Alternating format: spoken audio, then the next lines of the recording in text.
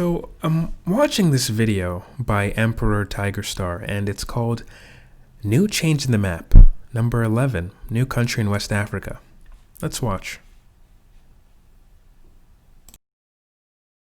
Burnout I've been having, but I just couldn't pass up this story. In the African nation of Ghana on September 25th of 2020, the region of Western Togoland declared secession from Ghana. This is completely, this is a bit of a play-up. The region of Western Togoland has not declared separation from Ghana. Now, Western Togoland is a pretty expansive region. If you look at the map over here that he's showing you, it includes parts of the Upper East, Northeast, parts of the Western Northern region, the OT region, and the Volta region. Now, what he's most likely referring to is this article by DW.com and probably other articles as well, which states Ghana's Western Togoland region declares sovereignty. Now, this is not entirely true. This whole entire region right here, the ethnic group of people that lives there called the Ewe people, EWE, this whole region isn't seceding. If anything, there are some skirmishes in a particular region called the Volta region, which is right here, the Volta region. Now, the Volta region, let me bring it up here. Okay, so it says over here, armed men demanding the secession of Western Togoland from Ghana blockade. I can't read, sorry. Armed men demanding the secession of Western Togoland from Ghana blockade major entry points to the Volta region of Ghana on Friday morning. Local sources say that the group are holding 3 police officers hostage, and then, they have some people hostage and they've stole weapons. Now, are we really going to say because some people took up arms in a town, in a village, mind you, a small village, that is tantamount to this entire region, everyone coming together and saying, hey, we want to secede? That's not the case. This article does a really poor job encapsulating what's going on, and it's attempting to play up the skirmishes that are going on there. So it shows this little picture of 500 Western Togolese, secession, rebels or whatever. And let's see this. It says, seeking sovereignty, Ghana's Western Togoland region is predominantly wedged between Lake Volta and Ghana-Togo border. Currently, a number of splinter groups are demanding the area be recognized as a sovereign state. Splinter groups that mostly are in the Volta region of Ghana, and they're in these small towns. My major problem with this is that they're attributing people in small towns as this whole entire region seceding from Ghana. And what we should recognize is that most Iwes, most of these ethnic, this particular ethnic group that wants to secede, which it is a very unpopular opinion, mind you, of this ethnic group, but let's assume that it is a popular opinion. They're centralized in the Volta region. They're not here, they're not there, they're over here.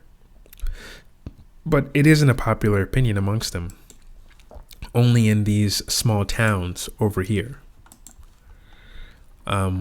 So it's talking about the tumultuous past, like it's playing it up. Oh, it's been a tumultuous past. The Iwes of the Western Togoland and Togo have been, at odds with the Ghanaian authorities, which is not true. Western Togo was given an opportunity to join Togo, but they didn't. They decided to conform with the Gold Coast, to join the Gold Coast after they were given independence. After Ghana was given independence, it was Togo that became an independent country. Western Togoland decided to stay. And still the Ewe people have largely incorporated themselves within the Ghanaian society. And it's not like these people are an outlier group. I think when it comes to ethnicity and Africa, people like to assume things. So just to go to Wikipedia real quick. The Akan people, it's a meta-ethnicity, and this comprises many different, I guess you can say tribes, but I am more apt to call them nations. You have the Ashanti, the Fanti, the Bono, the Agona. You have so many groups within this one language, not language family, but within this ethnicity. And I view this as similar to the Germanic states. So we all know about Otto von Bismarck, right? Otto von Bismarck was the German statesman who did the unification of Germany. Because Germany was broken up into several states, many states, right? Many different nations, so to speak. And he was the one that brought them together because, they're all Germans. They're all Germanic. So he was the one that really used realpolitik to bring them together. As you can see here, the culture struggle or whatever. He was the one that brought them together under a common identity, an identity that they already had, German. That's the same thing with the Akan people. And the Iwes are part of this, are now part of this Akan family. And to claim that, there's some people in a town in the Volta region who are upset with the government, therefore this entire region is seceding, is completely false. That's like comparing the Capitol Hill Autonomous Zone in Portland, Oregon, and saying, hey, there are some people in Portland, Oregon who are declaring that they have seceded from the United States. So that means the state of Oregon is its own country now. No, that's a very large jump to make. And this article, does a very poor job in describing what's going on. This is Nana Akufo-Addo. He's president of Ghana, and he talks about this, He explains why he's remained silent or whatever, but he says over here, quote, I have no doubts about it, meaning what's going on in the region. He says, I trust the security agencies. I trust the armed forces. I trust the police. I trust their leadership. The intelligence agencies. I know they are all working very, very hard to make sure that this matter is dealt with as quickly as possible. Let me jump up here to this paragraph. It says, what is happening in the Volta region in the time of these what is happening in the Volta region in the time of these handfuls is just a handful of people. These secessionists will deal with it. So it's happening in the Volta region. We all know where it's happening. This article has mentioned it. And it's happening in some towns. That's not the same as this entire region over here, Western Togoland, seceding. Those are two pretty big statements. So let's watch the video.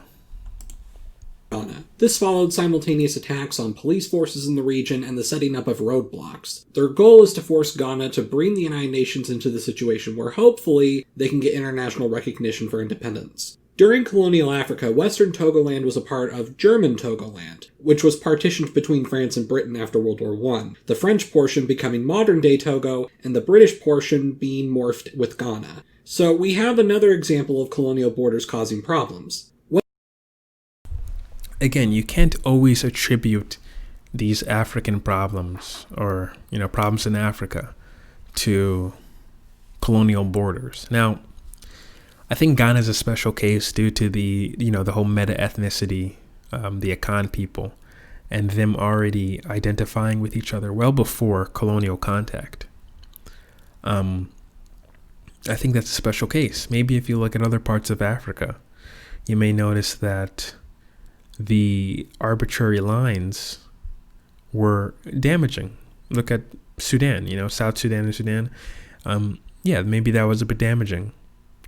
But are you really going to go to the extent where you give every meta-ethnicity and every sub-ethnicity, every language group their own country? No, you're not. And for Ghana, it just so happened to be that because there were so many Akan people, they've already identified with each other. They already have a common culture, similar to that of, pre-unified Germany. It was easier for them to come together. It was easier for this part of land that was carved out to be more synergistic. And has it had its fair share of coups? Yeah, it has. This is an African country that experimented in socialism, and this was a time during the Cold War. Of course they're going to have coups. Coups have happened all over the place, but it's not because of any ethnic squabble, but rather political. And the way the article and this video chops it up as this whole entire region in Western Togo rebelling, when it's just some small towns in the Volta region, it's very strange and doesn't paint the picture appropriately. So I know this video has gone on for a while. I just had to speak on this. I know I stuttered a lot. It's 3 a.m. I'm in my dorm trying to whisper. But yeah, I had to speak on this. This was such I don't want to call out this YouTuber, but this was such a stupid video. And that was such a stupid article. And there is this need to overplay things, and that can make things dangerous. It really can. Look at the Armenian and Azerbaijan conflict. It's much more nuanced than this. And, it's not something to play with as some sort of toy or, things are breaking apart. This is how it should be. No, it's pretty serious. So, thanks for watching. See you.